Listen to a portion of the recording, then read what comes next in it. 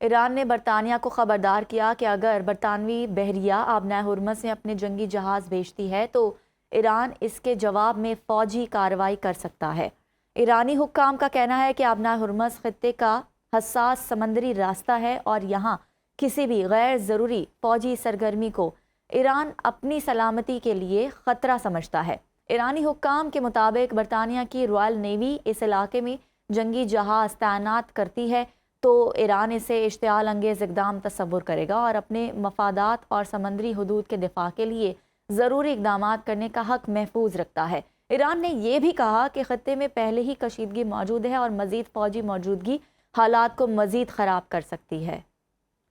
Pope لیو کی امریکہ، اسرائیل اور ایران سے فوری جنگ بندی کی اپیل۔ پوپ لیو نے ویٹیکن سٹی میں اتوار کی عبادت کے بعد کہا کہ مشرق وسطیٰ کے عیسائیوں اور تمام خواتین اور حضرات کی نمائندگی کرتے ہوئے میں اس کشیدگی کے ذمہ داران سے اپیل کرتا ہوں کہ جنگ بند کی جائے۔ انہوں نے کہا کہ خطے میں لوگ تنازع شروع ہونے کے بعد گزشتہ 2 ہفتوں سے جنگ کے بدترین اثرات میں مبتلا ہیں۔ ان کا کہنا تھا کہ ہزاروں افراد مارے گئے ہیں اور بڑی تعداد میں لوگ اپنا گھر بار چھوڑنے پر مجبور ہو گئے ہیں۔ ان حملوں میں اپنے پیاروں کو کھونے والوں کے لیے دعا کرتا ہوں جہاں اسکولوں، اسپتالوں اور رہائشی علاقوں پر حملے کیے گئے ہیں۔ پوپ لیو نے کہا کہ تشدد کبھی بھی انصاف، استحکام اور امن قائم نہیں کر سکتا جس کے لیے لوگ انتظار کر رہے ہیں، لہٰذا مذاکرات کے راستے کھولیں۔ لبنان کی صورتحال پر بھی تشویش کا اظہار کرتے ہوئے انہوں نے کہا کہ لبنان کی صورتحال انتہائی تشویشناک ہے۔ امید ہے کہ مذاکرات کے مواقع سے لبنان کی حکومت کو ملک میں پائیدار امن قائم کرنے میں مدد ملے گی اور لبنان کے عوام کو سہولت ہوگی۔ ترک صدر رجب طیب ایردوان نے اسرائیل پر تنقید کرتے ہوئے کہا کہ خون کا پیاسا نیٹ ورک غزہ کے بعد اب ایران اور لبنان پر بھی اسکولوں اور ہسپتالوں کو نشانہ بنا رہا ہے۔ جنگ کے دوران تعلیمی اداروں اور طبی مراکز پر حملے انسانی اقدار اور بین الاقوامی قوانین کی کھلی خلاف ورزی ہے۔ ایسے اقدامات معصوم شہریوں، بچوں اور مریضوں کی جانوں کو خطرے میں ڈال رہے ہیں۔ خطے میں کشیدگی مزید بڑھ رہی ہے۔ صدر ایردوان نے عالمی برادری سے مطالبہ کیا کہ وہ فوری طور پر ایسے حملوں کو روکنے کے لیے مؤثر اقدامات کریں اور عام شہریوں کے تحفظ کو یقینی بنایا جائے۔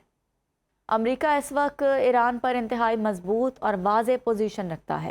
امریکی صدر کے ایلچی مائک والٹرز نے کہا ہے کہ ایران کی جانب سے کسی بھی جارحانہ اقدام یا خطے میں عدم استحکام پیدا کرنے کی کوشش کو برداشت نہیں کریں گے۔ انہوں نے کہا کہ امریکہ اپنے اتحادیوں اور مفادات کے تحفظ کے لیے ہر ممکن قدم اٹھانے کے لیے تیار ہے۔ ان کا مزید کہنا تھا کہ امریکہ کی حکمت عملی کا مقصد خطے میں استحکام برقرار رکھنا اور ایران کو ایسے اقدامات سے روکنا ہے جو عالمی امن یا علاقائی سلامتی کے لیے خطرہ بن سکتے ہیں۔